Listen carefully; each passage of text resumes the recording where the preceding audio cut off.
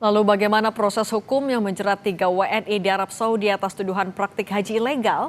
Kita bahas bersama Wakil Menteri Haji dan Umroh Dhanil Anzar Simanjuntak. Bang Dhanil, selamat sore. Assalamualaikum. Selamat sore, Waalaikumsalam. Bang Dhanil, sebenarnya penipuan apa sih yang dilakukan oleh para pelaku ini? Modusnya apa? Ini status quo, Mbak. Ini praktek lama yang berpuluh-puluh tahun itu apa namanya existing. Dan hari ini memang kami berkomitmen untuk melakukan pembersihan secara maksimal terkait dengan praktek-praktek penipuan, terutama praktek haji ilegal. Nah, oleh sebab itu di dalam negeri kami membentuk Satgas Haji Ilegal namanya. Satgas ini terdiri dari Kementerian Haji dan Umroh, kemudian Kementerian IMIPAS atau Imigrasi Pemasyarakatan, dan juga kepolisian. Jadi kita melakukan tindakan pencegahan dan penindakan hukum sejak dini dari dalam negeri.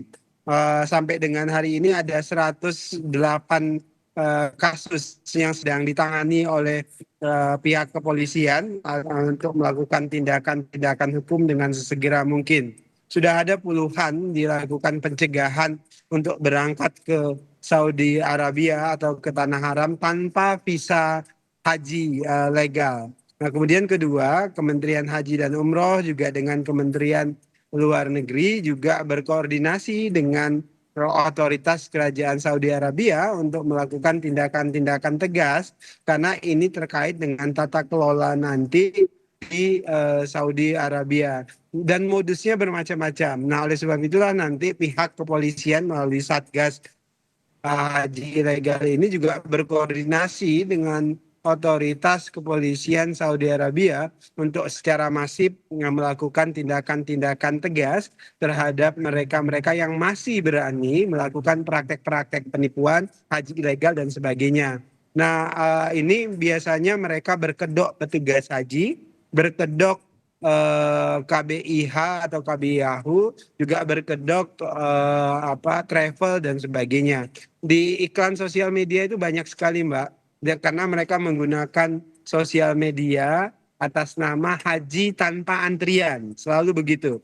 Haji tanpa antrian, pakai visa dakhili namanya, visa visa umroh lah, visa ziarah dan macam-macam. Oleh sebab itu kami menghimbau kepada masyarakat untuk jangan terjebak dengan bujuk rayu iklan-iklan di sosial media atau di platform manapun untuk ikut haji-haji yang di luar haji resmi yang memang menggunakan visa haji yang legal. Bang Dhanil, tapi apa sebenarnya pertimbangan Kemenhaj sampai juga harus melakukan pendampingan terhadap para pelaku WNI ini?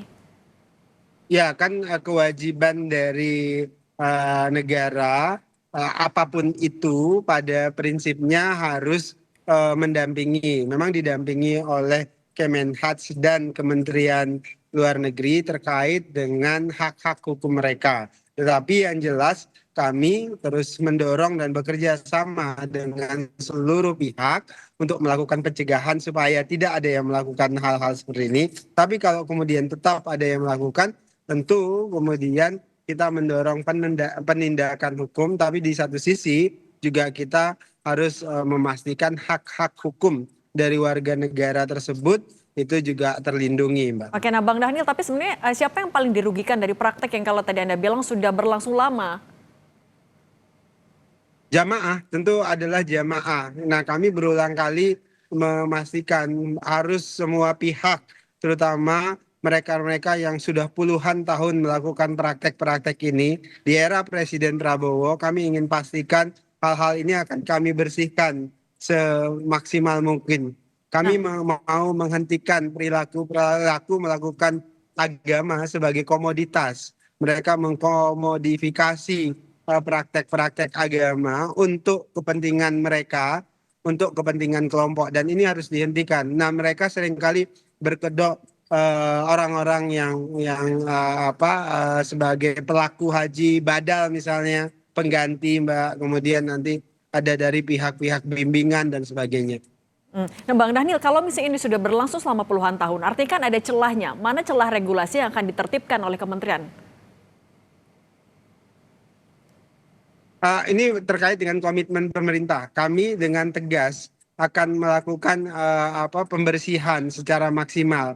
Nah, biasanya celah-celahnya itu melalui pintu masuk kita di bandara melalui imigrasi. Nah, oleh sebab itulah kami sudah akan mengeluarkan SKB, Mbak, surat keputusan bersama antara Kementerian Haji dan Umroh, Kepolisian RI dengan Kementerian Imigrasi. Selama musim haji, kita akan melakukan razia dan pencegahan terhadap mereka-mereka yang berangkat ke Saudi Arabia tapi tidak menggunakan visa haji. Jadi secara tegas nanti pihak imigrasi dan kepolisian harus kemudian mencegah pintu masuk itu. Itu yang celah pertama, Mbak, selama ini.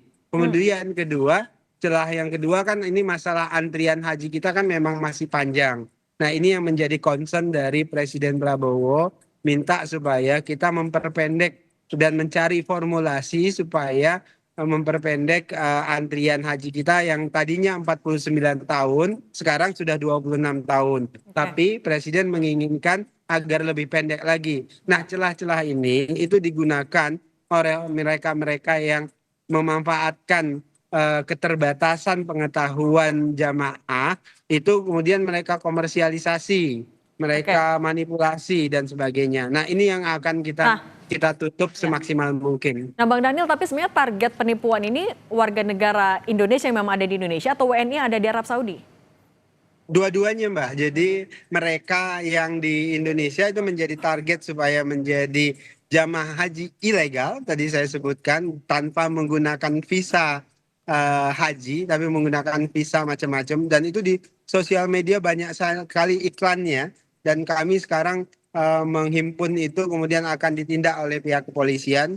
Termasuk nanti kami bicara dengan Komdiji untuk menertibkan iklan-iklan ilegal yang ingin menjerat jamaah kita di dalam negeri supaya berangkat menjadi haji ilegal tadi, yaitu haji tanpa visa haji.